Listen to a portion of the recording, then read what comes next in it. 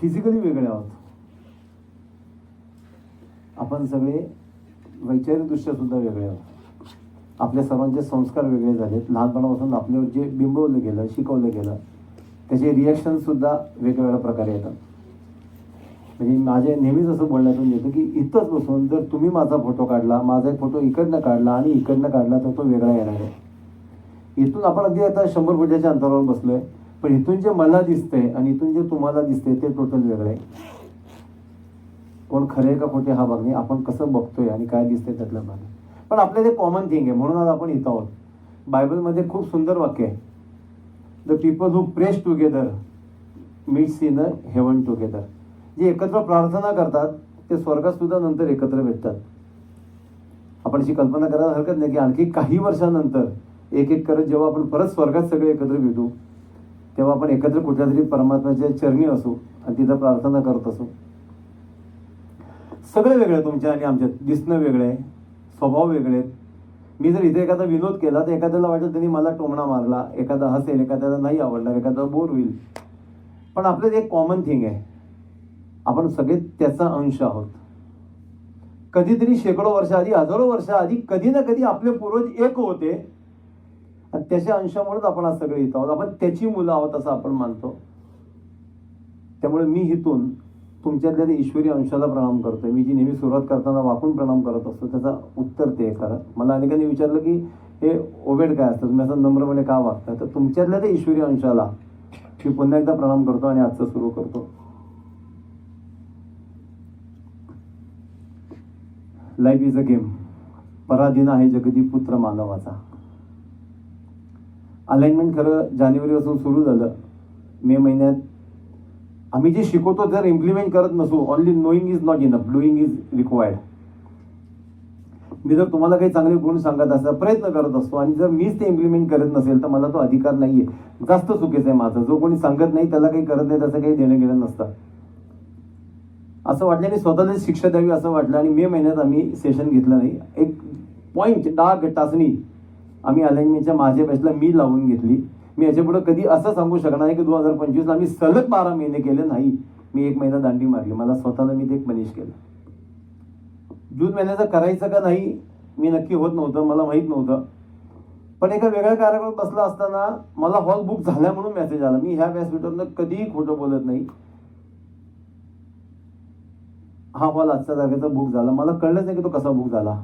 मला ज्यांनी फोन केला होता ते वेगळ्या काहीतरी कारणासाठी फोन केला होता, त्यांच्याकडनं कॉम्प्युटरची बटणे वेगळी दाबली गेली आणि हा हॉल बुक झाला. Life is a game. आणि त्याच लक्षात आलं की कदाचित हाच विषय घेऊन आपण थोडंसं कदाचित बोलायला हरकत नाही.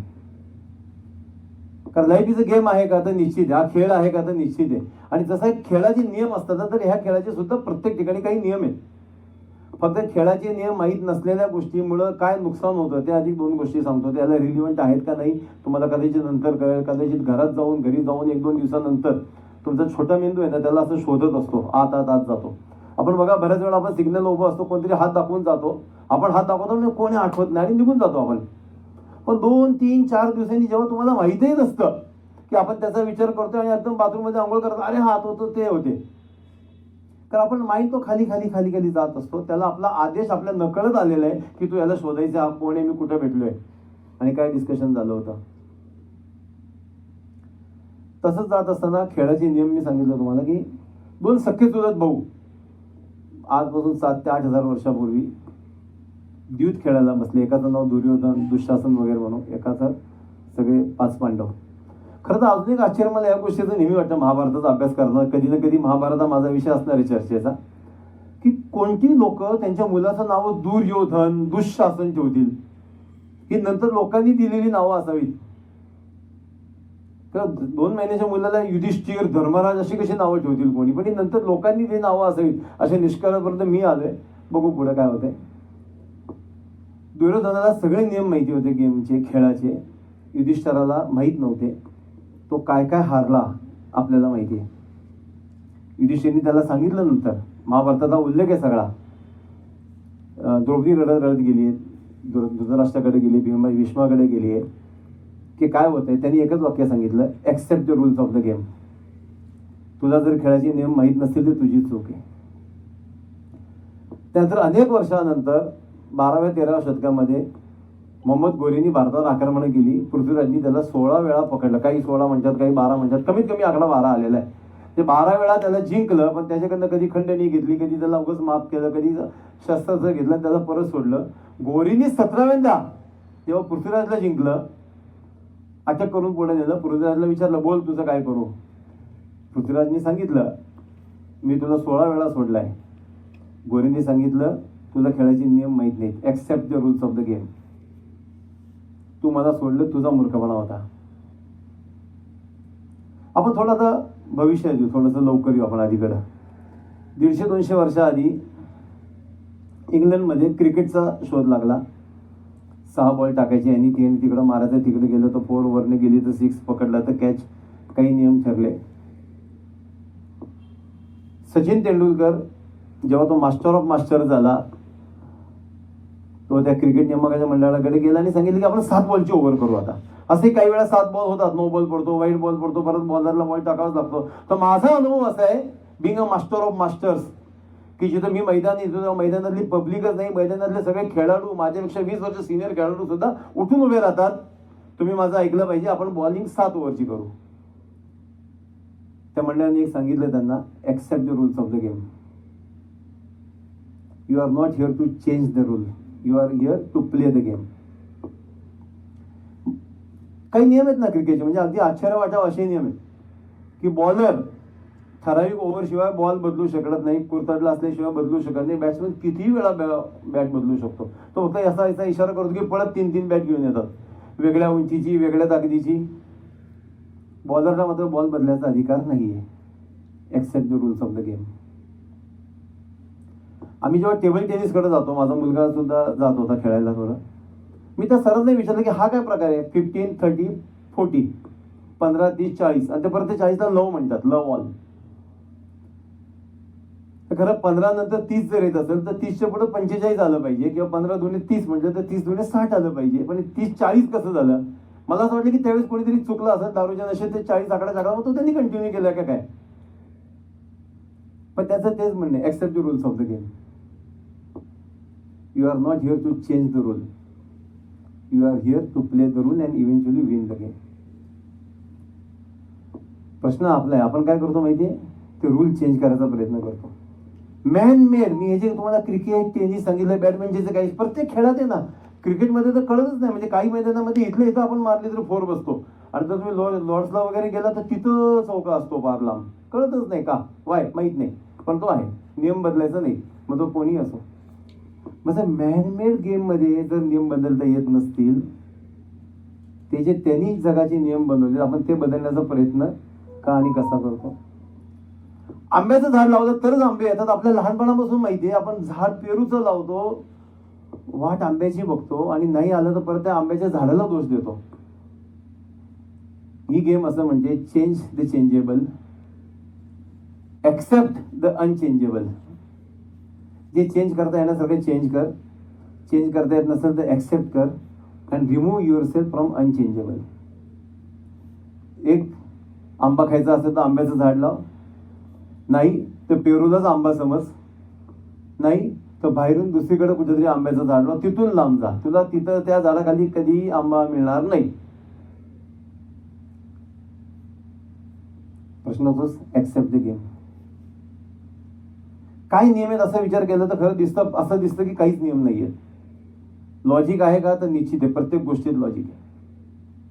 माझ्या मुलावर मी अगदी 8 दिवसाआधी सहज असं ते टेबलवर खेळतात ना, जोरात हात लावून, बायकोला सांगितलं, बायको अगदी 5-10 मिनिटात हरली. मला सुद्धा खूप कष्ट लागले, कारण की ते वडील समोर आहे म्हणून तो त्यांनी खेळलं का नाही मला माहीत नाही, पण मला 10 मिनिटांनंतर त्याला कुठेतरी थांबवता आला.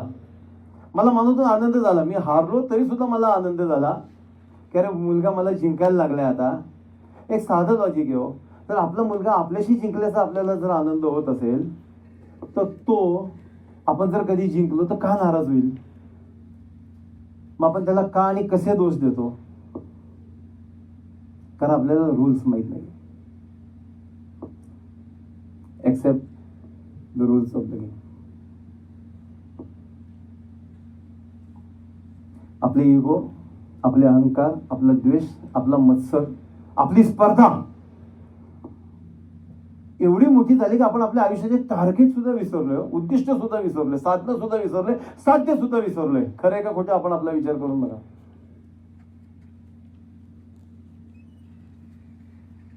एक आवाकाच्या बाहेर आपण जात नाही, ते खेळाच्या बाहेर आपण जात नाही. जसं मगाशी मॅडमनी सांगितलं की सकाळी उठायची कमिटमेंट मी माझी केली आहे. सकाळी 7चा अलार्म मी लावलाय. मला कोणी फोर्स नाही केलेला की मी 7चा अलार्म लावायचा आहे. पण तो अलार्म लावला ते मोबाईल सारख्या 10,000च्या डबड्याला आपण विनंती करतो, अक्षरशः भिकाऱ्यासारखं माफी मागतो, स्नूज करतो 4-4 वेळा त्याला. आपल्या दिवसाची सुरुवातच रॉंग कमिटमेंटनी होतीये. 7:30चा मी तुमचं सकाळी 10चा का अलार्म लावा, चालेल 10 वाजता उठ. पण अलार्म जर लावलेलं असेल, ते कळत नसेल, तुमचं सबकॉन्शियस माइंड हे ऍक्सेप्ट करतोय की माझ्या मालकाला त्यांनी स्वतःशी केलेली कमिटमेंट आवडत नाही. पुढच्या दिवसभरातल्या, आयुष्यभरातल्या म्हणतो मी, तर तुम्ही ज्या ज्या कमिटमेंट करता त्या पूर्ण होत नाहीत. तुम्ही अभ्यास करून बघा, तुम्ही विचार करून बघा, तुम्हाला कळेल. दाय विल डन, निश्चितच ठरणार तोच आहे, निकाल तोच लावणार. हु आर वी? मुस्लिमांमध्ये इन्शा अल्लाह, आपल्याकडे भगवान की मर्जी, बायबलमध्ये दाय विल डन, त्याचीच इच्छा पूर्ण होणार आहे. पण आपण प्रयत्न करणार आहे का? परमेश्वराची एक नैतिक जबाबदारी होती की त्यांनी तुम्हाला सर्वात बेस्ट द्यावं. आता आपली जबाबदारी की आपण त्याच्यातून बेस्ट त्याला द्यावं. आपण बेस्ट देतोय का? खरं सांगावं, हात तुटलेला, पाय तुटलेला, एक अपंग वगैरे असं जर आपण बनवलो असतो तर आपण कोणाला दोष दिला असता? आता त्यांनी काहीच नाही बनवलं, आपल्याला एकदम स्ट्रॉंग, सशक्त बनवलंय. वाघाला जाणीव नसते बरं का, जंगलाचा राजा वाघ आहे, वाघाला काही माहित नसतो, तो सर्वसामान्यांसारखा रोज वागत असतो, बोलत असतो. आपल्याला तर माहिती आहे ना आपण वाघ आहे, आपल्याला माहिती आहे आपल्याकडे बुद्धी आहे, आपण इथं डोकं चालवू शकतो, आपल्याला हात चालवू शकतो, आपल्याला इथे पाय चालवायचे आहेत, आपल्याला इथे इमोशन चालवायचे आहेत. हातनी निर्णय घ्यायचा आहे, काही वेळा बुद्धीने निर्णय घ्यायचा आहे. शस्त्र त्यांनी दिली सगळीच्या सगळी शस्त्र अशी जशी परत घेऊन जायचं. इस सादगी पे कौन ना मर जाए खुदा, लढते तो है हाथ में हथियार भी नहीं, अशी परिस्थिती आपली. माइंड ओपनच करत नाही. आईन्स्टाईनचा माइंड मला वाटतं पूर्ण त्याची जेव्हा परत एकदा बॉडी काढली आणि खणली तेव्हा त्याचं लक्षात आलं की 22% त्यांनी वापरलाय. आपला तर मला वाटतं एकदम पॅकिंग वरचं लॅमिनेशनही निघालेलं नसेल. आणि डोकं, mind is just like a parachute, it will work, it will not work unless it will open. ते पॅराशूट सारखं ओपन केल्याशिवाय कामच करत नाही. पॅराशूट बंद घेऊन जर तुम्ही विमानातून उडी मारली, तुम्ही मरणारच आहात. ते ओपन केलं तरच तुम्ही वाचता. आणि जे माइंड ओपन होतं ना, तुमची इकॉनॉमी ओपन होते, तुमचं ग्लोरीनेस ओपन होतं, तुमचं पीस आयुष्याचं ओपन होतं. प्रश्न तोच, आपण माइंड ओपन करणार आहे का? खरं मला सांगावं, किती लोक आपण बसून असं थिंकिंग करतो की मला प्रॉब्लेम काय आहे, मग त्याला सोल्युशन काय. प्रॉब्लेम आला, प्रॉब्लेमवर विचार. आपण कॉजवर विचार करत नाही की कशा कारणामुळे हा प्रॉब्लेम आलाय, तो मला दूर करायचा आहे. बॅट्समॅन विचार करतो ना, अरे यार हा बॉल मला नाही खेळता, तो तसा बॉल टाकतो, तो बहुतेक डिफेन्स घेतो. बॉलरला कळतं की त्याला हा बॉल खेळता येत नाही, मागचे 2 बॉल तो फसलाय, कदाचित ह्या 3रा बॉलला अजून विकेट देऊ शकतो मला. आपण विचारच करत नाही. समजतो मला टक्के कमी पडले, का कमी पडले, ऍव्हरेज काढलाय का, कोणत्या विषयाचा कमी, कोणत्या विषयामध्ये कोणता सब्जेक्ट जो 15 मार्काचा तो मला चुकलाय, नाही कळलं. आयुष्यात मला पाहिजे ती ग्लोव्स मिळाली का, मला ग्लोरी मिळाली का, मी रोज 15 तास खरंच कष्ट घेतोय, प्रचंड मेहनत घेतोय 15 तास, पण ती चुकीची घेतोय. मला इथून हडसरला जायचं असेल, मी इथं स्वारगेटकडे 180च्या स्पीडनी गेलो, कंटिन्यू गेलो, 3 तास गेलो, नाही पोहोचणार, मी नाही पोहोचणार. कारण मी माझं प्लॅनिंगच नाही केलंय. मला उद्या सकाळी इथं जायचंय, 8 वाजता मला उठायचंय, हे करायचं. आपण काय करतो माहितीये का, इम्पॉर्टन्स अँड अर्जन्सी. एखादं काम इम्पॉर्टन्स असलं आपण करून घेतो, ते अर्जन्स होईपर्यंत थांबतो, आणि मग काम अर्जंट झालं की सगळं गणित बिघडतं. तेव्हा जे इम्पॉर्टंट असतं तेव्हा ते करून घेतलेलं मोकळं ना. किती कबीरपासून सगळ्यांनी तेव्हा तेव्हा सांगितले हो, कल करे सो आज करे, आज करे सो अब. बरं, हे आपल्याला कळत नाही का? तर 500% कळतं, सगळं कळतं. सकाळी उठून चालणं चांगलं का नाही आपल्याला कळत नाही का? कळतं. मुलांच्या पुढे आपण शिव्या द्यायचे का नाही, कळतं का नाही, तर कळतं. इम्प्लिमेंट करणार आहे का, माहित नाही. किती तास आपण वाया घालवणार आहे सोशल मीडियामुळे, टीव्हीमुळे. काही देणं घेण्यात इराक आणि अमेरिकाचं काय होणार आहे? आपलं उद्या सकाळी उठलं की युद्ध होणार आहे कर्मचाऱ्यांबरोबर, स्टाफ बरोबर. माझं टार्गेट पूर्ण आहे त्याच्याबरोबर. तुम्हाला इराणचं पडले 5 मिनिटं बघून पुढे जाऊ शकतो आपण.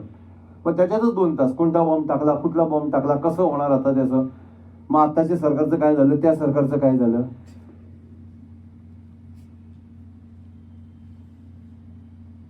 वेळ, गणित आणि सगळी आयुष्याचीच गणित मी सांगतो. अनेक वेळा माझे काही मुद्दे रिपीट होत असतात, कारण शेवटी लॉजिक तेच आहे ना सगळं.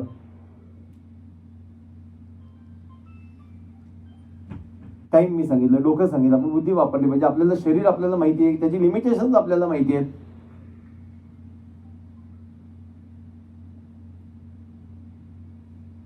मी वाक्य सुद्धा एक वाक्य वापरलं होतं, beliefs you hold in the beginning depends the journey.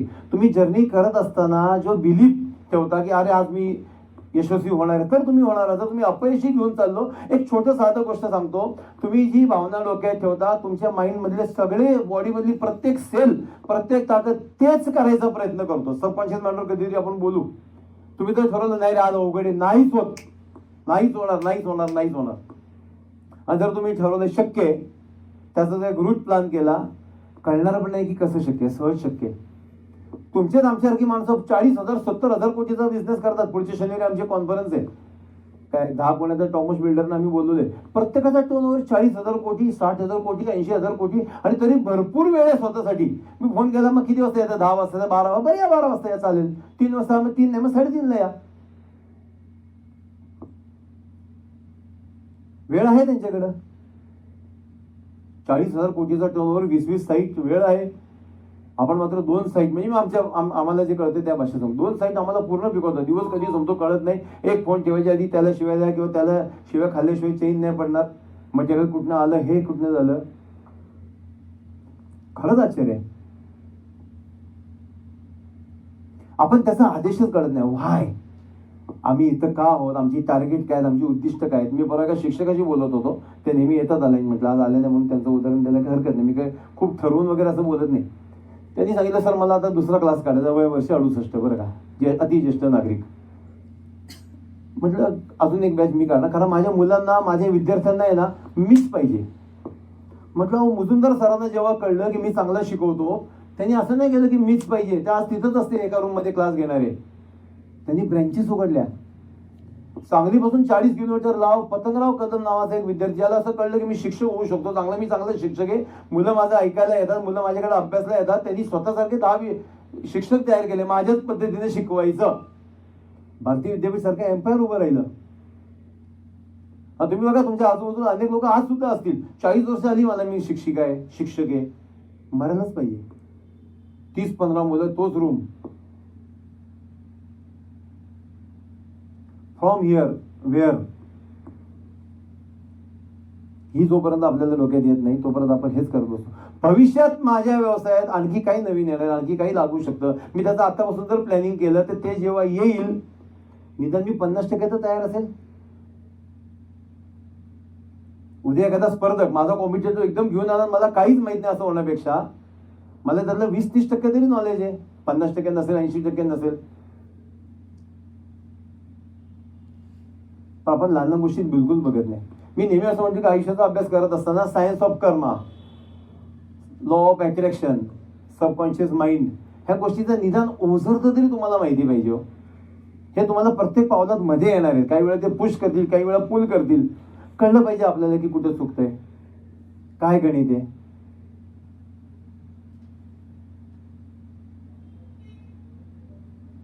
आणि परमेश्वराला तुम्ही नाही विचारू शकत व्हाय नसतो, कोणत्याही व्हायला उत्तर नसतं.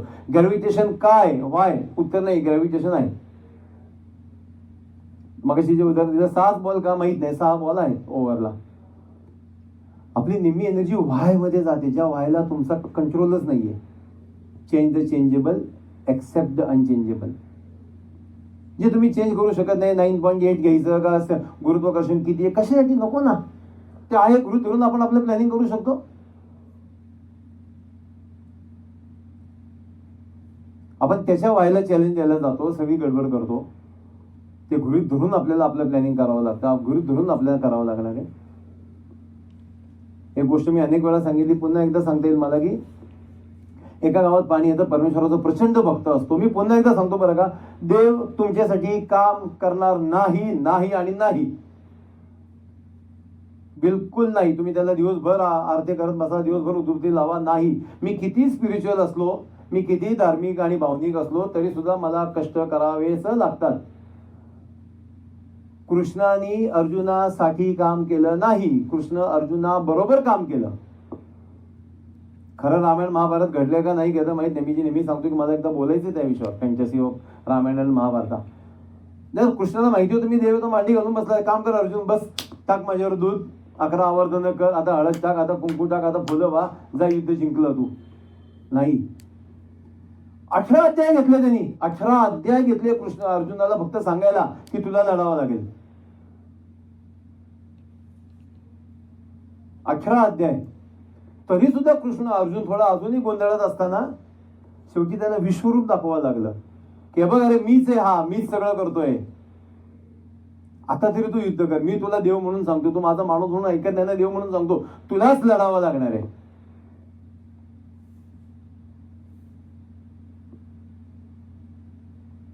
God will not work without you, you can not work without him. त्याचा आशीर्वाद नसला तर काही होणार नाही, पण तो तुमच्याशिवाय तुमचं काम करणार नाही, कामाला लावलेलं नाही, तो तुमचा कामगार नाही, कर्मचारी नाही, त्याला पगार म्हणजे रोज सकाळी 1 दिवा आणि 2 उदबत्त्या, नाही नाही आणि नाही. त्याच्याकडनं काही अपेक्षा धरू नका, बिलकुल धरू नका. कोणत्याही माळ, कोणतीही मोती, कोणत्याही मणी, कोणत्याही वास्तुशास्त्रातलं झाड तुमच्यात फरक करू शकत नाही जोपर्यंत तुमच्या विचारात फरक पडत नाही. खरं सांगू, नियती सुद्धा आपल्याला पूर्ण संदेश देते बरं का. नियती पूर्ण संदेश देते आपल्याला की तुझं जसं घाटावर असतात ना, रस्त्यावर लेफ्ट टर्न, गाडी हळू करा, पुढे घाट आहे, पुढे अपघात होऊ शकतो. नियती तुम्हाला एक एकदा संकेत देते, अरे काहीतरी चुकतंय बरं का, संभाळ. रोजच्या टर्नओव्हर मधला पैसा न वापरता जर बँकेतला पैसा काढावा लागला, पहिल्यांदा भले ते 100 रुपये असतील, पटकन लक्षात आलं पाहिजे की काय झालंय, धंदा करतो तो कुठे गेला.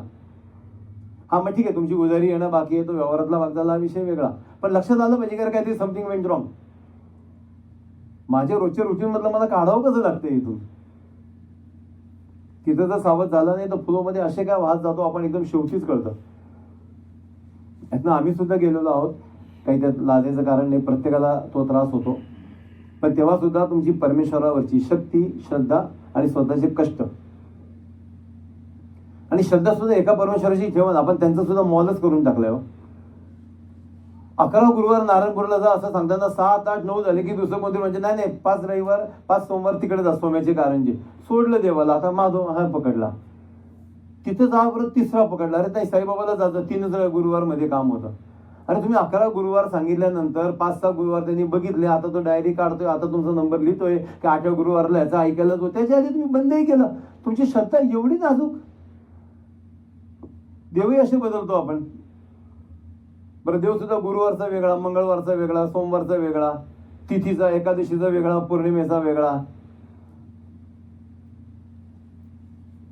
आणि यश आपल्याला पाहिजे असतं. पुन्हा एकदा सांगितलं की परमेश्वर कधीही आपलं काम करत नाही, आपल्यालाच आपलं काम करायचंय. मी मागच्याच पण एक उदाहरण दिलं होतं की माणूस फार चंद्रापर्यंत पोहोचला, इथनं उडून तो तिकडे जाऊ शकतो, हवेत काहीही करू शकतो, परंतु सकाळी जेवण याच्यासाठी काही मशीन नाही निघालं, आपल्या हाताने जेवावं लागतं. आणि अंगातली घाण जी आपण काढतो ती सुद्धा आपलीच आपल्याला काढावी लागते. कोणती गोळी, औषध, काही त्याला ट्रीटमेंट नाही मिळालेली. म्हणजे चांगलं काय ते आपल्यालाच घ्यावं लागेल, वाईट काय ते आपल्यालाच सोडावं लागेल. जे दुःशासनाचं आणि याचं आहे ना, कर्णाचं वगैरे सगळं शेवटल्या महाभारतातल्या, जेव्हा कर्णाचं रथ चक्र अडकतं आणि कर्ण सांगतो अर्जुन की थांब जरा, आता मी अडकलेलो आहे, तेव्हा कृष्ण अर्जुन सांगते अजिबात नाही, ह्यांनी कधी विचार केला नव्हता, ह्यांनी द्रौपदीची साडी सुद्धा ओढली आहे तिथं, आपण नाही विचार करायचा, आता त्याला मारून टाकायचा. तेव्हा तो सगळ्या नैतिकतेचे वगैरे अकला शिकवतो. तो म्हणतो तू कुठं होता रे जेव्हा आमच्याकडे हे सगळं घडलं.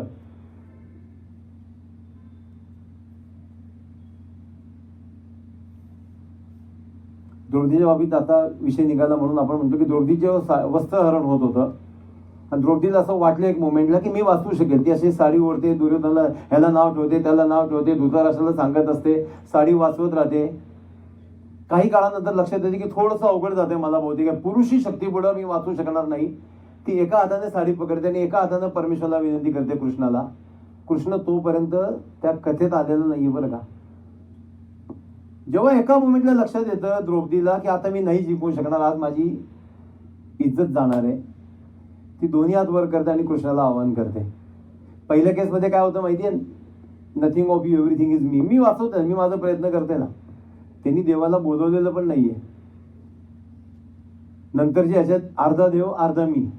पण जेव्हा तिच्या लक्षात आलं, सरेंडर ज्याला आपण म्हणतो की परमेश्वरा मी हारले, आता कृष्णा तू वाचव, एव्हरीथिंग ऑफ यू. पुढचे इतिहासही आपल्याला माहिती, ती साडी संपत नाही. हे देवाला बोलवल्याशिवाय देव येणार नाही. तुमची निष्ठा ठेवलं पाहिजे. मग तुम्ही सुद्धा तुमचे प्रयत्न तेवढे केले पाहिजे. पहिल्याच पटात द्रौपदीने जर हात वर केले असते तर कदाचित देव आलाही नसता.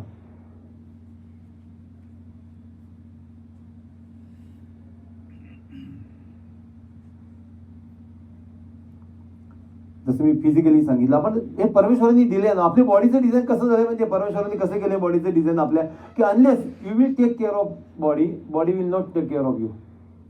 तुम्ही जर दिवसाला 50 मिनिटं 40 मिनिटं जर बॉडीला स्ट्रेस केली नाही, छळलं नाही, पिळलं नाही, घाम आला नाही, बॉडी तुमची काळजी घेत नाही.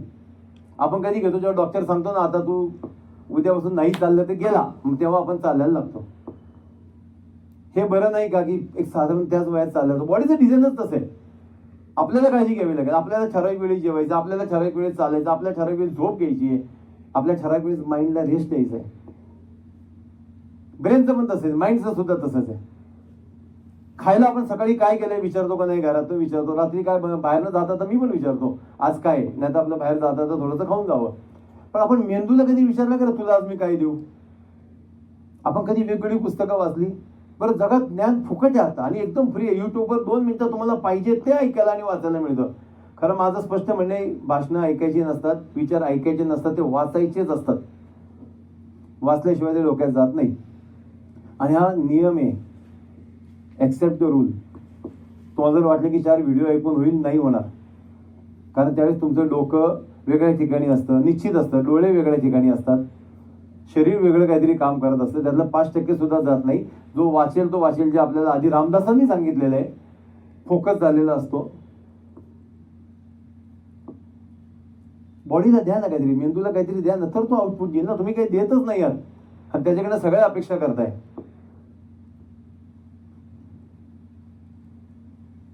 नाही होणार.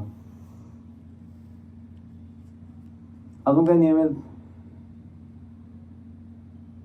तुमचं काम तुम्हाला करायचंय. परमेश्वर फक्त मदतीला येऊ शकतो. वेळेचं गणित तुम्हाला करायचंय, वेळेचं नियोजन तुम्हाला करायचंय. मग अशी गावातला तो विषय राहिला की एक भक्त असतो, एकदम आंधळा भक्त आपण ज्याला म्हणू तसा, चांगला परमेश्वरावर नितांत श्रद्धा. गावात जोरात पाऊस येतो. पाऊस सुरू झाल्यानंतर तो एक गावातली लोक येतात, चल चल म्हणे गावात पूर येतोय, वाहून जाशील. नाही, देव मला वाचवेल. पहिल्या मजल्यावर जातो, पाणी पहिल्या मजल्यापर्यंत येतं. दुसऱ्या मजल्यावर जातो, मिलिटरी येते जहाज घेऊन, बस जहाजामध्ये तुला जाईल, आता बुडून जाशील. नाही, मला देव मला वाचवेल. चौथ्या मजल्यावर जातो, पाणी तिथपर्यंत येतं, मिलिटरी येते, वरनं ती शिडी टाकते, शिडीचं राणी वर येईल, आता मरशील. नाही ऐकत, नाकात तोंडात पाणी जातं आणि मरतो.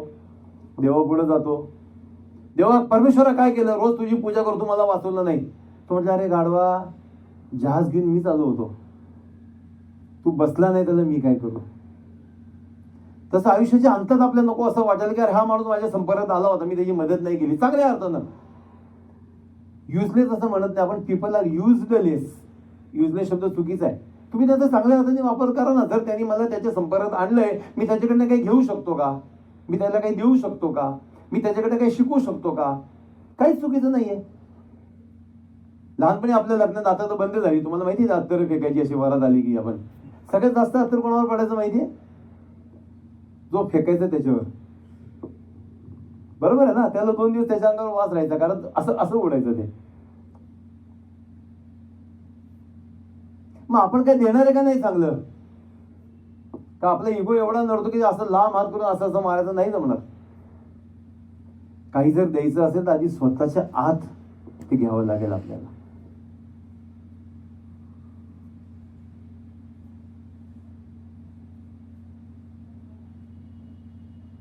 आपण जोपर्यंत ते आत्मसात करत, प्रत्येक शोध, जगाला कोणतेही शोध तोच लागलाय, कॉम्प्युटरचा शोध तसाच लागला, जे वायरी आहेत आतमध्ये इंटरलिंकिंग आहे, आपण केबलचा शोध लागला. इंटरनेट जरी मोबाईल जरी आपण वापरत असतो आता सगळे कॉर्डलेस वायरलेस वगैरे, पण त्यांचं जे कुठेतरी सेंट्रल ऑफिस आहे ते एकमेकाशी वायरीनीच जोडलेलं आहे.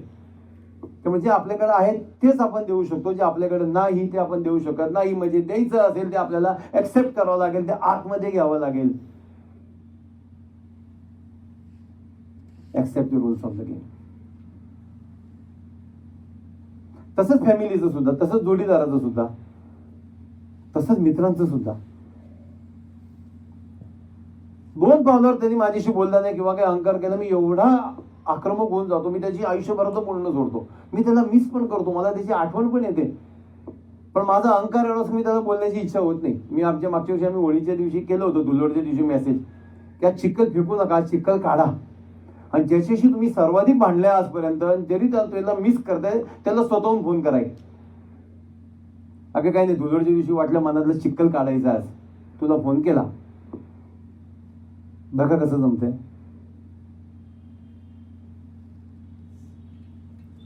पण ते जमणार नाही. आपला एकही देव गरीब नाहीये बरं का. मी अबंडन्सवर येतोय, मी आर्थिक याच्यावर येतोय. आपले सर्व देव जवळजवळ 2-5 किलो सोनं घातलेले दिसतात.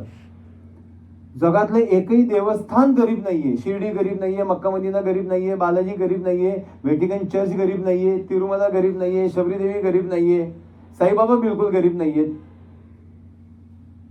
त्यामुळे अध्यात्म करत असताना पैशाचं महत्व नाकारायचं का? अजिबात नाही. कोणतेही देव तसं सांगत नाही. सगळं सोडूनच अध्यात्म करता येतं असं नाही. काम धंदे व्यवसाय सगळं करून सुद्धा स्पिरिच्युअली श्रीमंत होता येऊ शकतं, व्यवसायदृष्ट्या श्रीमंत होऊ शकताय. फक्त तुमची अलाइनमेंट बरोबर पाहिजे. मी अनेक वेळा बघितलं की अनेक नास्तिक लोकांचं सुद्धा आयुष्य खूप चांगलं जातं. अनेक नास्तिक लोक, म्हणजे मी एका आर्किटेक्टला ओळखतो की त्यांनी इंटेरियर असं केलं होतं की अख्खं वास्तूच्या विरोधात केलं होतं, टोटली वास्तूच्या विरोधात. तो म्हटलं, त्यांनी मी वास्तुतज्ञाला एका बोलवलं आणि त्याला मी सांगितलं मी कुठं बसू, तो म्हटलं इथं बस, आणि मी कुठं बसलो तर सगळ्यात वाट लागेल, तो म्हटलं तिथं. ठीक आहे, सगळं त्यांनी प्लॅनिंग केलं आणि तसं केलं त्यांनी वास्तूचं. मी नाव घेऊन जातो, सारंग जोशी आणि श्रीकांत अनपट, बारामतीतले होते, पुण्यात सेटल झाले. आजच्या तारखेतला पुण्यातले 100 कोटीचे खालचं एकही प्रोजेक्ट ते करत नाही. वास्तूच्या हिशोबाने अतिशय चुकीचं ठरवून केलेलं ऑफिस. आमच्या कर्तृत्वावर विश्वास आहे ना, आमच्या मेहनतीवर विश्वास आहे ना. आम्ही ड्रॉइंग डिझाईन आम्ही देऊ ना चांगलं, आम्हाला माहिती आहे ना कसं क्लाइंट करायचं. लेस एक्सपिरियन्स म्हटलं, चुकलं तर म्हटलं आम्ही बसू ना, बरं तुम्ही सांगाल तिथं काय 2 लाख अजून खर्च होईल. आणि उदाहरण मी वास्तूचा अभ्यास करत असताना सुद्धा ती दिलेली आहेत लोकांना की असं सुद्धा घडलेलं आहे. त्याला तेवढा वेळ नाही हो, तुम्ही काय करताय काय नाही, त्याचं इकडे सॉफ्टवेअर लावलेलं आहे, तुम्ही जे पेराल ते उगवेल, साधं सोपं. जे लहानपणी आपण दुसऱ्या आणि तिसरीच ऐकलं होतं. आपल्याला MBA ची पुस्तकं आता आलीत, खरे जगातली पुस्तकं. त्यांनी सांगितलं तर आपल्याला कळतं, आम्ही सांगितलं तर कळत नाही. आम्हाला एवढं दुर्दैव आहे आमचं.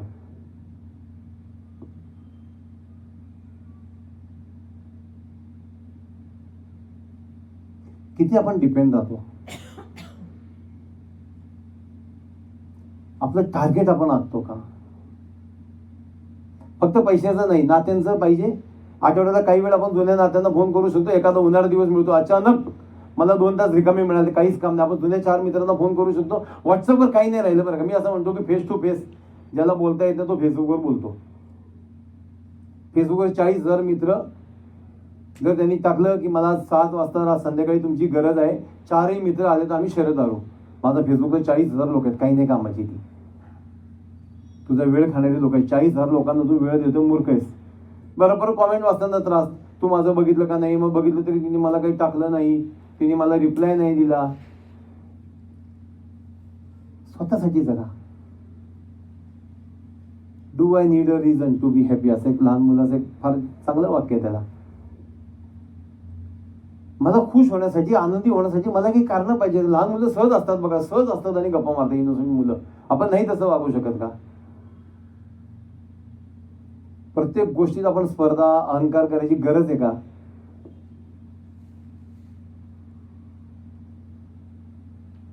हा आयुष्याचा रूल नाहीये का? Accept the rules of the game. आपण कधीच विचार नाही केला. मी नेहमी, आता परवाचा माझा मेसेज पण होत आहे की 10 लोक जर आपण काढली यशस्वी लोक, म्हणजे अगदी गुन्हेगारी क्षेत्रातली सुद्धा 10 यशस्वी लोक काढा, आणि स्पिरिच्युअल 10 लोक काढा, राजकारणी 10 लोक काढा, उद्योजक 10 लोक काढा, सामाजिक कृत्यातले 10 लोक काढा, सगळ्यांच्या मध्ये कॉमन कॅरेक्टर दिसतील. त्यांना मी 1 तासानंतर कुठं असणार आहे त्यांना माहित असतं, मी 3 तासानंतर कुठं असणार आहे त्यांना माहिती असतं, मी 6 महिन्यानंतर 2 वर्षानंतर सुद्धा वेगळ्या रचनेने मी कुठं असेल माहिती असतं. मीटिंग कुठं माहित नाही, पण निदान मी उद्या सकाळी कुठे मला माहित पाहिजे ना. कारण कसं असतं, जेव्हा आपण प्लॅनिंग करतो ना की मी उद्या 11 वाजता येते, तेव्हा आणखी 4 लोकांना सुद्धा आपण तिथं पाहिजे असतो. जे व्यवसाय करतात त्यांना कल्पना आहे उद्या माझी यांच्याबरोबर मीटिंग आहे, पण त्यांनी सुद्धा उद्या मला 3 वाजता मी त्यांना अपेक्षित आहे कोणत्या तरी व्यवसायासाठी किंवा वेगळ्या कामासाठी. मला ते रुटीन केलं पाहिजे. नाही तर 11 वाजता यांचाही फोन येतो, त्यांचाही फोन येतो, माझं काहीच काम होत नाही, मेस. निदान अख्ख्या दिवसाचं टार्गेट तुमचं पूर्ण पाहिजे, कोणत्याही परिस्थितीत पूर्ण पाहिजे. तर तुमचं सबकॉन्शियस माइंड त्या हिशोबाने प्लॅनिंग करायला लागेल की नाही, माझ्या बॉसला त्यांनी केलेली कमिटमेंट आवडते, ती पूर्णच करायची. काही गोष्टी होऊ शकतात अचानक, काही नैसर्गिक, आता 2 दिवस पाऊस झाला, हे आपली गणितं बदलू शकतात, पण निदान काही नाही झालं तर मी माझी कमिटमेंट पाळतोय का.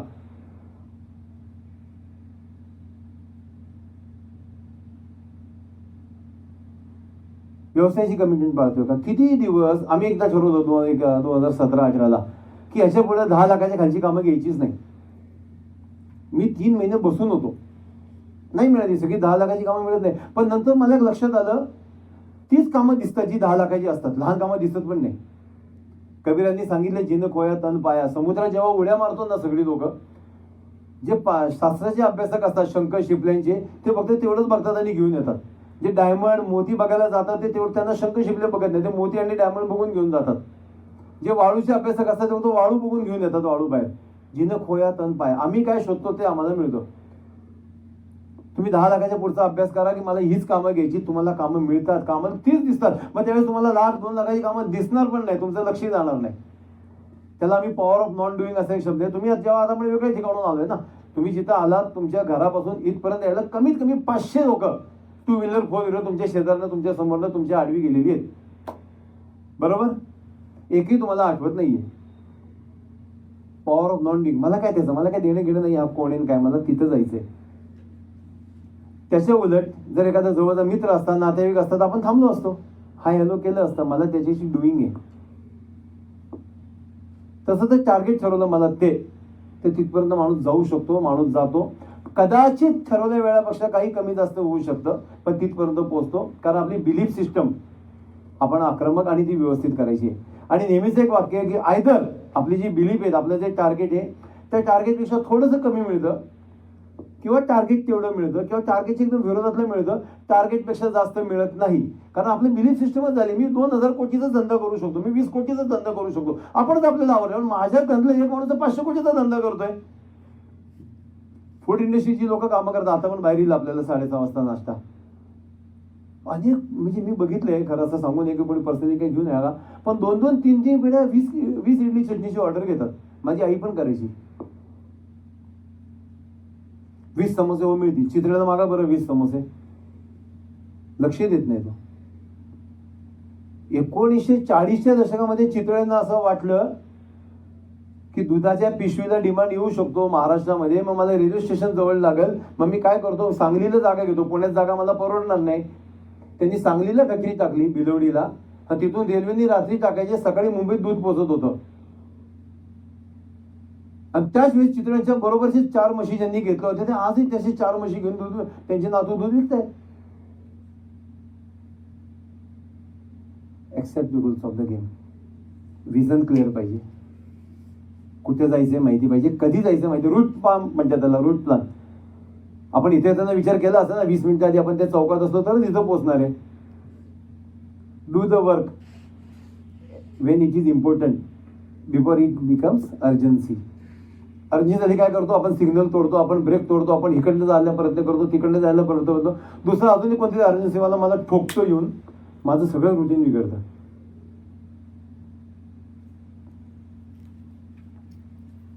कोणतेही काम अर्जंट होऊच द्यायचं नाही.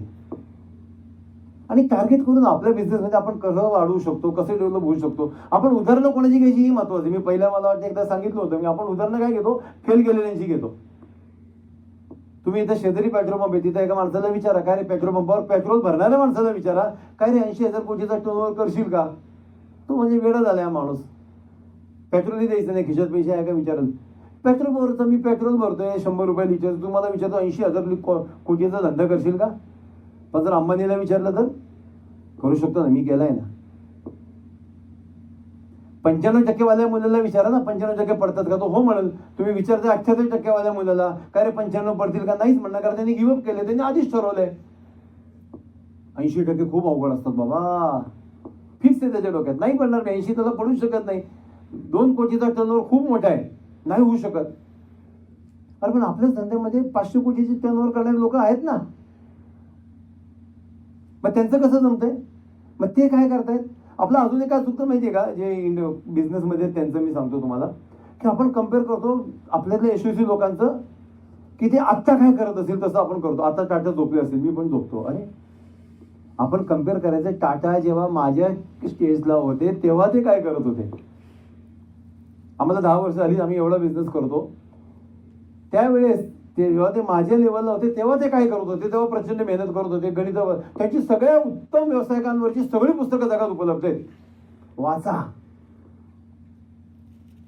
चांगल्या माणसांची जगात सगळी पुस्तकं उपलब्ध आहेत, वाचा.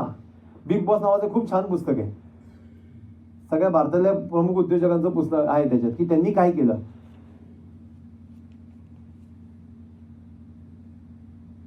त्यांना अडचणी आल्या नसतील, स्टार्टिंगला आल्या असतील ना, त्यांचेही लेबर प्रॉब्लेम झाला असेल, त्यांचाही पैशाचा प्रॉब्लेम झाला असेल. त्या काळी तर जास्त होत होते, कारण इन्फ्रास्ट्रक्चर एवढं स्ट्रॉंग नव्हतं, बँका लाईन लावून पैसे देत नव्हते. आपण तुलना कोणाशी करता हे महत्वाचं आहे. आपण आता दोन्हीशी तुलना करायची, दोन्ही झोपला असेल, मी पण झोपतो. अरे तो 5,000 कोटी घेऊन झोपलाय. दोन्ही 19व्या वर्षी काय करत होता हे 19व्या वर्षाच्या मुलांनी अभ्यास करायचा आहे. तेंडुलकर 16व्या वर्षी काय करत होता हे जर 16व्या वर्षी अभ्यास केला तर होईल ना. आम्ही नेहमी असं सांगतो की तुमचं लाईफ हे एक्झाम्पल का वॉर्निंग. लोकांनी असं म्हटलं पाहिजे, बघतो दवे का बघतो दवे. आपण ठरवायचंय माझं आयुष्य एक्झाम्पल असेल का वॉर्निंग असेल. दवेसारखं व्हायचंय का असं सांगायचं, का दवेसारखं व्हायचंय असं सांगायचं. सगळी सेम वाक्य आहेत, काही फरक नाहीये, उच्चार फरक आहे. बरं सगळं आपण करायचं. मी जेव्हा मगाशी ते शिक्षकाचं उदाहरण दिलं, बिझनेसमध्ये अजून एक मोठा प्रॉब्लेम तो आहे, ज्या क्लासवाल्यांचं सुद्धा, नाही हो गणित मीच चांगलं शिकवते. अरे हु आर यू. भारतातली फक्त 9 मुलं तुमच्या बॅचला आहेत, बाकीच्या सगळ्या लोकांना सुद्धा 95% पडलेत ना, का फक्त तुमच्याच बॅचच्या लोकांना 95 पडतात. एक डॉक्टर होऊन फक्त 4च लोकांना रोजगार देऊ शकतो, फार फार तर.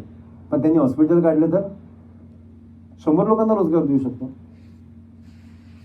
डॉक्टर ग्रँट जेव्हा पास झाले असतील, जहांगीर पास झाले असतील, आणखी कोणी मोठे हर्डीकर पास झाले असतील, त्यांच्या बॅचची जी लोक होती ते आधी चांगली प्रॅक्टिस करत असतील, कदाचित मोठी प्रॅक्टिस करत असतील, पण ते प्रॅक्टिस करतात. हॉस्पिटल यांचीच झाली, यांनी 200 लोकांना रोजगार दिला. फरक तो आहे. आपण रोजगार घेणारे ठरायचं का आपण रोजगार देणारे ठरायचं. माझ्या पुढच्या पिढीमधला मुलगा माझा डॉक्टर नाही झाला तरी सुद्धा तो हॉस्पिटल चालवू शकतो. सरकारी नियम आहे, तुम्हाला हॉस्पिटल काढण्यासाठी डॉक्टरच व्हायला पाहिजे असं काही नाही, मी टाकू शकतो. बरं सुरुवातीपासून आपण कशाला कम्पेअर करायचं की 100 बेडचंच होईल, नाही होणार ना. 4 बेडचं होऊ दे ना, पुढचे 2 बेड नेतील ना 100 पर्यंत. Go as far as you can, he will show you the further. आपण जेव्हा घरातनं निघालो आता, तुम्हाला काय हे दिसलं नव्हतं MCCचा हॉल. तुम्हाला पुढचा चौक दिसला, पुढचा चौक दिसला, पुढचा चौक दिसला, तुम्ही इथं आला. Go as far as you can, he will show you the further. त्याला आहे काळजी तुमची, हो त्याला आहे तुमची काळजी. फक्त तुम्ही सांगितलं तो करतोय का नाही ते बघतोय.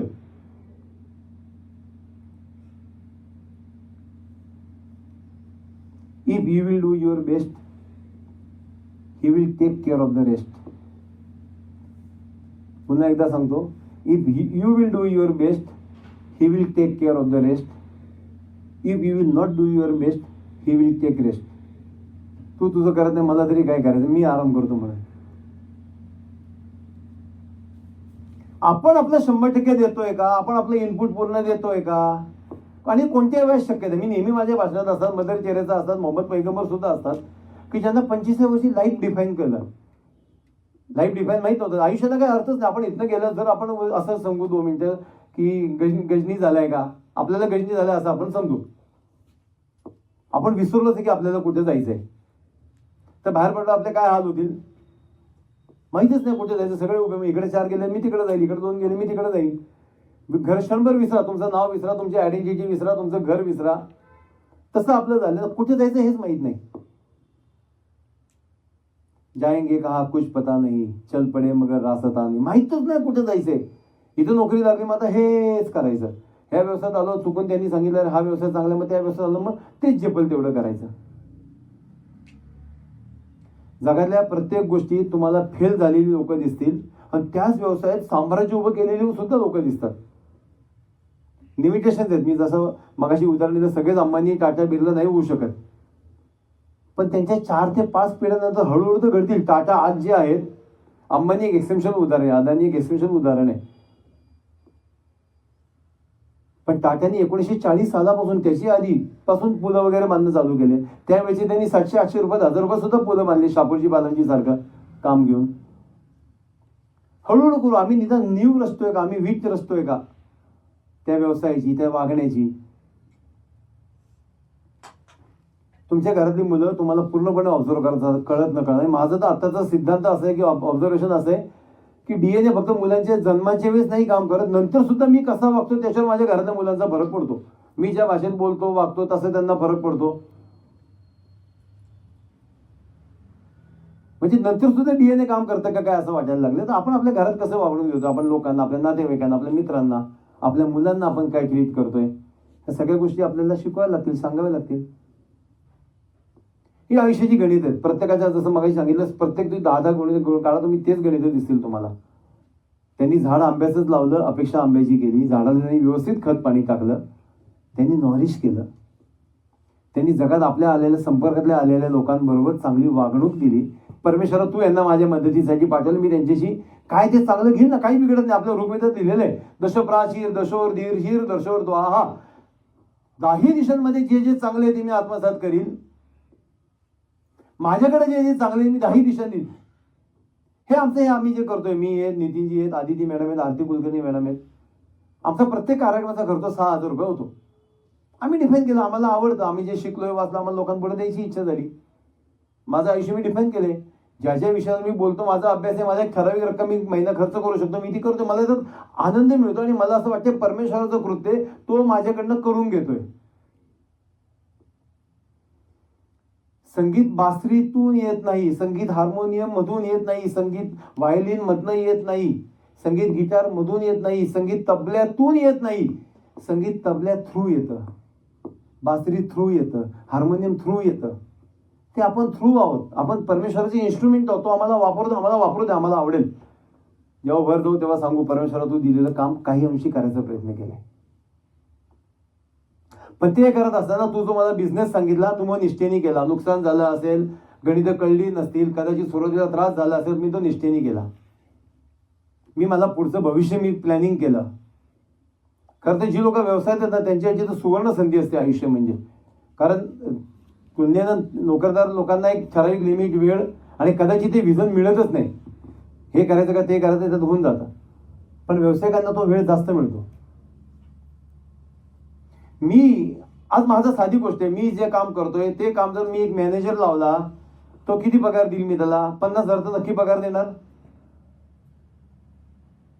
मी जे काम करतोय, मी धावपळ करतोय, बिझनेसची जे काय गणित मांडतोय, मी जे मटेरियल बघतोय, सेल बघतोय, परचेस बघतोय, ऍडमिन बघतोय, 50,000 मी देणार. तर जर मला घरी झोपायचं असेल तर मग मी महिन्याला माझे 50,000 वेगळे काढतोय का पगार? जर मी काढू शकत नसेल तर मी नोकरी केलेली काय वाईट आहे?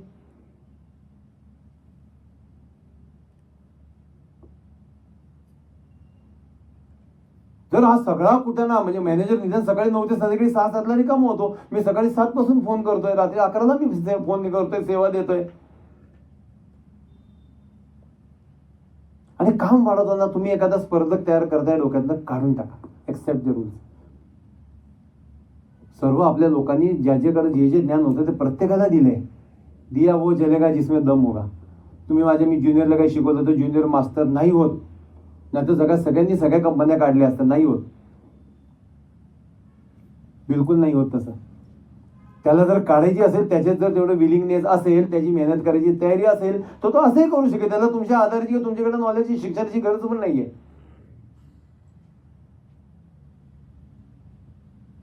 Accept the rules of the game, learn the rules of the game. हे सगळं लर्न करायचंय आपल्याला, हे शिकायचंय. नंतर काय, play the game by the rule of the game. तुम्हाला ही गेम सगळी खेळत असताना त्याचे नियमाचे चाकोरीतच करावी लागणार आहे. चाकोरी बाहेर जाता येणार नाहीये, तुम्हाला खेळता येणार नाहीये.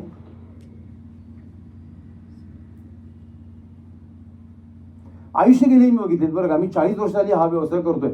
आपल्याकडे तर ती पद्धतच होती, आमची कुठेही शाखा नाही, त्याचा गर्व असायचा.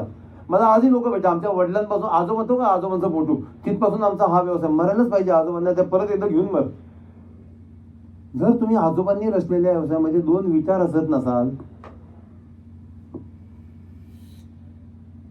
जर नवीन काही बघत नसाल. मी नेहमी उदाहरण देतो साखेंचं. एक बुधवार पेठेमध्ये शाहबाद अली कंपनी होती, जुन्या लोकांना माहिती असेल. किंवा अगदी आत्ताचं लेटेस्ट उदाहरण, इराणी कॅफे सगळे आणि सगळे रेस्टॉरंट.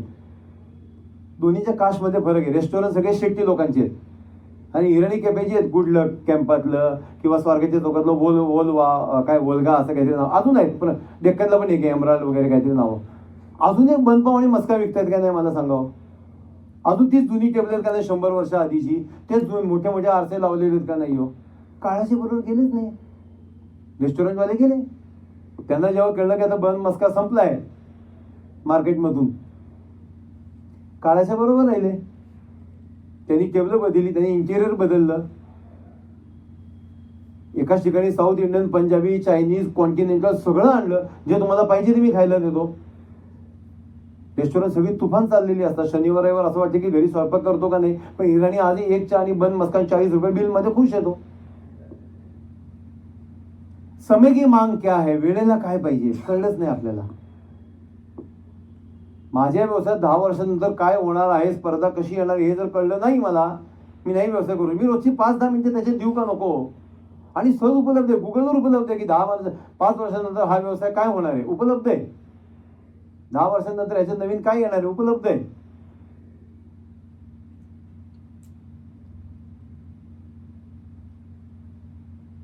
प्रश्न तोच आहे, करायचं का नाही, शिकायचं का नाही, का दोष देवाला द्यायचं. झाड, आंब्याचं झाड का पेरूचं झाड. ना आम्हाला वेळेचं गणित, ना आम्हाला शरीराचं गणित, ना आम्ही अभ्यास करतो, पण आम्हाला पाहिजे असतं सगळं. तो काही देणार नाही. त्याला 150 लोक आहेत, 150 कोटी त्याची मुलं आहेत. तुम्ही काही एक्सप्रेशनल केस नाही आहात की त्यांनी तुम्हाला आणून सगळं द्यावं जागेवर.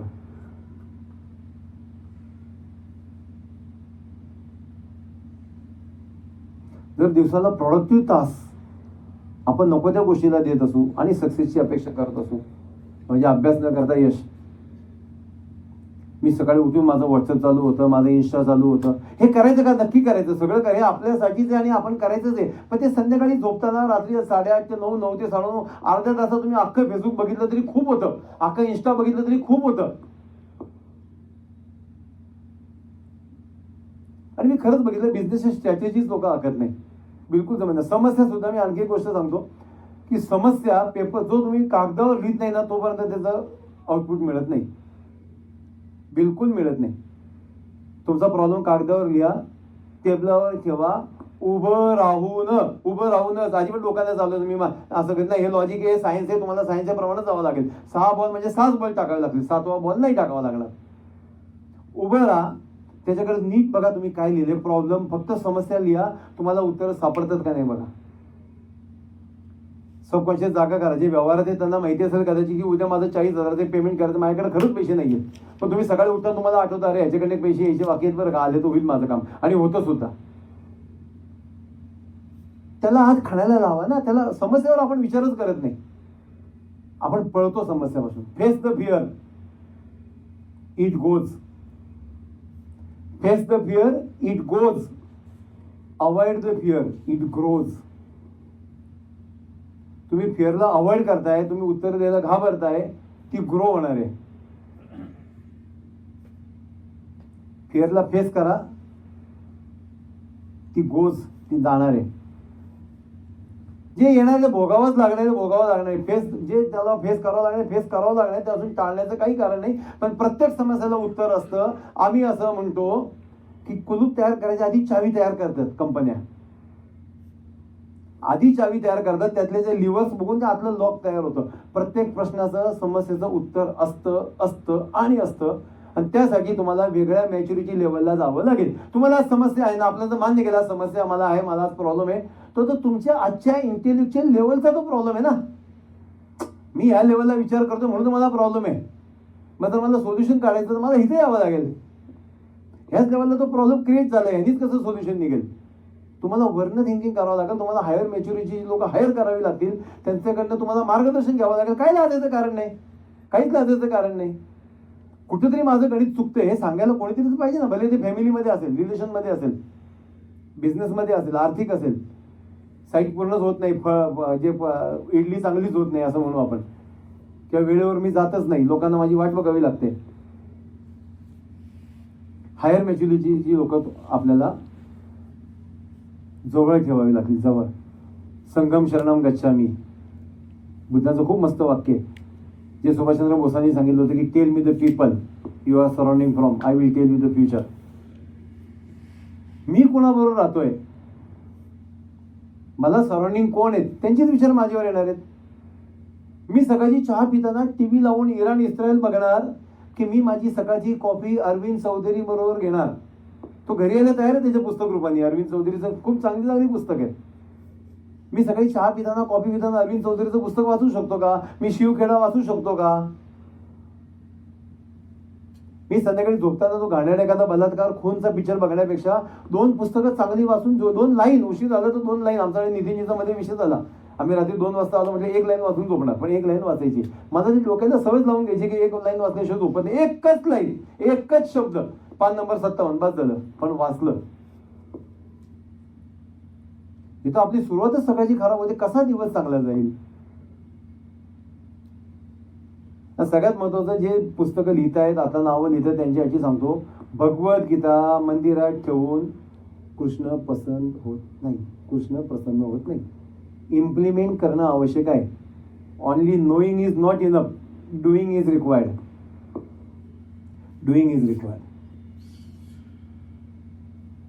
नुसतं ज्ञान आहे क्रिकेटच्या मध्ये, तो बॉलच्या मागं पळतो, नुसतं बॉलच्या मागामागं पळून नाही, तो बॉल बाउंड्रीज केला, बॉल अडवता आला पाहिजे, डुईंग केलं पाहिजे. तुम्ही 100 पुस्तकं वाचली, वाचता 99 वर्षाचे झाले, काय उपयोग होणार आहे? त्यामुळे पुस्तकं वाचून त्यांची इम्प्लिमेंट करतो का? शिवखेडाचे खूप छान पुस्तक आहे, यू कॅन विन. अनेकांनी वाचलं असेल खरं तर, त्याच्यापासूनच सुरुवात व्हायला पाहिजे. त्यात त्यांनी दिलं की पुस्तकं कशी कशी वाचायची हे सुद्धा दिलंय त्यांनी, की हे पुस्तक कसं वाचायचं. पहिली 4 पानं वाचा, इम्प्लिमेंट करा, नंतर 10 वाचा, इम्प्लिमेंट करा. मोरली स्ट्रॉंग बना, फक्त फायनान्शियली नाही, प्लॅनिंगली स्ट्रॉंग बना. Life is a game. प्रत्येक खेळासारखा हा सुद्धा गेम आहे. याचे नियमानेच तुम्हाला चालावं लागणार आहे. नियम बदलू नका, नियम बदलण्याच्या फंद्यात पडू नका, नियम बदलले जात नाहीत. त्याच नियमाने जिंकणं हे त्या परमेश्वराला सुद्धा आवडणार आहे, फक्त आपल्यालाच नाही, कारण आपण त्याची मुलं. मी जसं मग सांगितलं की गुरुला शिष्य खऱ्या अर्थाने जिंकला तर त्याला आवडतं, की अरे माझा शिष्य माझ्यापेक्षा चांगला आहे. आई आणि वडिलांना माझा मुलगा माझ्यापेक्षा स्ट्रॉंग बनला तर आवडतं, अरे माझा मुलगा जिंकतोय मला. लहानपणी ठीक आहे, आपण ते असं पळायचं करतो, ती 3 महिन्याचा मुलगा जिंकतो आपल्याला 3 वर्षांचा, ते नंतर. पण आता आपली स्पर्धा आपल्याशी आहे. मी माझी कमिटमेंट तोडू शकतो का माझ्याशी? मी माझी स्पर्धा नको, आजूबाजूला स्पर्धा करायचीच नाही. स्वतःला एक चॅलेंज द्यायचं, स्वतःला एक टार्गेट द्यायचं, पूर्ण करायचं. पूर्ण झालं की सांगायचं target is wrong. If target achieve, target is wrong. मी मला जरा कमी लेखलं, मला पुढचे जरा जास्त टार्गेट देतो. मी दिवाळीचा फराळ 200 किलो विकू शकतो का? मग त्यासाठी काय का आपण काउंटडाऊन करत नाही. सगळ्यात महत्त्वाचं सांगितलं. मला जर अगदी वकिलांच्या भाषेत सांगायचं, मी 100 क्लायंट आणू शकतो का? पूर्ण करू शकतो का? पुस्तकांच्या भाषेत असेल त्यावेळी 3 पुस्तकं प्रकाशित करू शकतो का? आणखी काही असेल, तुम्ही उलटं केलात ना तर निर्णय लागतो बरं का. काउंटडाऊन पद्धतीने निर्णय जास्त चांगला लागतो. मला जर 100 किलो करंजी विकायची असतील तर माझ्या काउंटरला 20 जातात. मग 80 साठी काय करावं लागेल? तर 80 साठी मला 1-1 किलोची 80 लोक बघावी लागतील. मग 80 लोक कुठे आहेत? माझ्या मी फेसबुकला, व्हॉट्सअपला शोधू शकतो का? फोनबुकला शोधू शकतो का? 80 किलो विकू जाऊ शकतात. नाही मी 20 विकली, मी काय मार्केटच तसं 20च विकली जातात. 20 नाही. मार्केट खूप मोठे आहे, प्रत्येक गोष्टीचं मार्केट खूप मोठे आहे. तुम्ही फक्त विचार करा, तुमच्या आजूबाजूचा विचार करा, तुमच्या वकिलीमध्ये, तुमच्या CA मध्ये, तुमच्या डॉक्टरीमध्ये, तुमच्या वेगळ्या व्यवसायामध्ये आजही हजारो लोक जंप करतायत, उड्या मारतायत. आपण बघतो का नाही, हा नवीन आला, हा नवीन आला व्यवसायामध्ये, बघतोय ना आपण. म्हणजे त्याला तिथं पोटेन्शियल दिसतंय, त्याला तिथं मार्केट दिसतंय, आणि आपण म्हणतो नाही मार्केट शांत आहे, पोटेन्शियल नाहीये. म्हणजे इथं नाव घेणं चांगलं नाही, पण मला माहिती आहे काही गुरुजी असे आहेत की पत्रिका बघायला 1 लाख रुपये घेतात, वास्तू बघायला 11 लाख रुपये घेतात, आणि काही आजही 1000-500 मध्ये खुश आहेत, आणि परत माझं मार्केट नाही आहे. मी वास्तुशांतीची काही लोकांना ओळखतो बरं का, ज्यांनी मला सांगितलं आम्ही 15 लाख रुपये घेतो, पण आमची वास्तुशांती 3 दिवसांची असते. बाकीचे गुरुजी आज 2000 रुपये घेतात. काही वेगळे मंत्र आहेत का? नाही. देवाला आव्हानाची काही वेगळी पद्धत आहे का? नाही. पण त्यांना ते जमलंय. मार्केटिंग लागतं, प्रेझेंटेशन लागतं, आतला आत्मविश्वास लागतो, आणि सगळ्यात महत्त्वाचं आपण जे करतोय त्याला आपण लायक आहोत का, योग्य आहेत का. याच्या जवळच्या लोकांना त्यांना माहिती आहे अलाइनमेंट आम्ही 2013 साली सुरू करणार होतो. एक प्रयोग केला 2013 साली, आता पण 25 मध्ये, आणि लक्षात आलं की नाही आय एम नॉट कॅपेबल. नाही मी नाही आहे कॅपेबल. 12 वर्ष आम्ही थांबलो ना, एक तप काढलं आम्ही तयार व्हायला स्वतःला, आणि तेव्हा जेव्हा आम्ही तयार झालो, नियतीच्या मनात आलं, नियतीने ते घडवलं, अशी लोक आली समोर. Responsibility comes to those who can shoulder it. Krishna मिळण्यासाठी आपण सुद्धा अर्जुन व्हायला पाहिजे. त्याला 100 शिष्य होते, पण त्यांनी अर्जुनला निवडलं कारण अर्जुन तेवढा स्ट्रॉंग होता. शिष्याला सुद्धा चांगले विद्यार्थीच आवडतात. तर 12-13 वर्षांनी पुन्हा एकदा ते घडले. त्याला आहे काळजी, त्यांनी दिलंय ना. आणि जर तुमच्या डोक्यात एखादी गोष्ट आली आहे ना, तर ती तुम्ही पूर्ण करू शकता म्हणून तुमच्या डोक्यात आली आहे. आपल्यापैकी कोणाला आता विमानाची किंमत किती नाही विचारावं लागणार, कारण आपण ते आता घेऊ शकत नाही. मग कदाचित 20-25 वर्षांनंतर एखादा आपल्याला उभा राहील ना, बघू तर खरं विमानाची किंमत काय असते, घेता आलं तर बघू, होऊ शकतं. 20 विमान आहेत लोकांच्या घरात काही. तर मग तयार तू, आपण ते विजनची घेऊ, आपण स्वतः एवढं मोठं तर करू, आपण कॅनव्हास तर मोठा करू. आपण अजून मी किती भारीच्या पुढे जात नाही, त्यांनी मला दुखवलं, त्यांनी मला असं केलं, मूर्खपणा. आपण तयार होऊ. लाईफ इज अ गेम आहे, आणि अल्टिमेटली आपल्याला ती गेम जिंकायची आहे. मुंगीपासून अगदी बॅक्टेरिया जी दिसत नाही तिथपासून ते डायनोसॉर पर्यंतची आवड हवी जीव जगात जन्मले. त्यात फक्त एक माणूस हा एकमात्र जीव असा आहे, सजीव असा आहे की ज्याला आपण इथं राहिलो होतो, इथं जगलो होतो, आणि सर्वाईव्ह झालो, आणि नंतर इथून गेलो. याचे फुटप्रिंट्स ठेवता येतात. ह्या नाव महात्मा गांधी नावाचा माणूस येऊन गेला, मदर टेरेसा येऊन गेला, जवाहरलाल नेहरू येऊन गेले. हे कळण्यासाठी तेवढं काम इंडस्ट्रीमध्ये, आपण टाटा येऊन गेले, बिर्ला येऊन गेले, अंबानी येऊन गेले, म्हणून वेगवेगळ्या क्षेत्रात तशी लोक येऊन गेली. ते कळलं हे फक्त माणसालाच निसर्गाचं वरदान आहे, देवाचं वरदान आहे, बाकी कोणाला ते वरदान नाहीये. लोक येतात. या मंगल नावाचा कोणतरी डायनोसॉर होता, गुरु नावाचा कोणतरी हत्ती होता, असं आपल्याला कधी आठवत नाही. माणसाला ते वरदान दिलेलं आहे, कारण माणसाला गेमचे नियम माहिती आहेत. तो नियम आखू शकतो, तो नियम करू शकतो, असं मला वाटतं. So accept the rules of the game. असं माझं जे वाक्य होतं ते, learn the rules of the game, become a master of the rules of the game, आणि इव्हेंच्युअली विन द गेम. आपण जिंकण्यासाठी आलो आहे, आपण जिंकायचं आहे. पुढच्या काही वर्षात आपल्यातला फरक जाणवला पाहिजे आपल्याला स्वतःला, की आम्ही इथं होतो, आता तिथं पोहोचलोय. माझा 3 लोकांचा स्टाफ होता, तो 8 लोकांचा झालाय. 12 लोकांचा स्टाफ होण्यासाठी मला काय करावं लागेल, असं नाही उगाच 12 लोकांचा स्टाफ ठेवायचं, पण 12 लोकांचा स्टाफ होण्यासाठी मला एवढा टर्नओव्हर करावं लागेल. मग एवढा टर्नओव्हर होण्यासाठी मी काय करावं लागेल, मी एवढे पैसे मी जाहिरातीत टाकू शकतो का, एवढे मी लोकांना संपर्क करू शकतो का. शक्य आहे. प्लॅनिंग केलं तर सहज शक्य आहे. प्लॅनिंग नाही केलं तर आपण आता सगळे आयुष्याच्या मध्यात आलेलो आहोत. जेवढे गेलेत त्याच्यापेक्षा खूप कमी राहिलेत. मग कमी राहिलेत ते इनफ आहेत. मी ॲव्हरेज काढतोय बोलतानाचा. जेवढे कमी राहिलेत ते सुद्धा इनफ आहेत. शून्यातनं सुद्धा सुरू करता येतं. वर गेल्यावर सांगू मी खूप चांगलं, तुम्हाला जे दिलं मी त्या सगळ्यांचा आउटपुट काढलं, सगळ्यांचा फायदा घेतला, तर त्यालाही कदाचित आवडेल, तो स्वागत करेन मिठी मारून, त्यातलं लक्षही देणार नाही आपल्याकडं. खूप शुभेच्छा तुम्हाला सगळ्यांना पुन्हा एकदा. आणि आपण जिंकू, आपण जिंकण्यासाठीच आलो तेवढं सांगतो. मी थांबतो.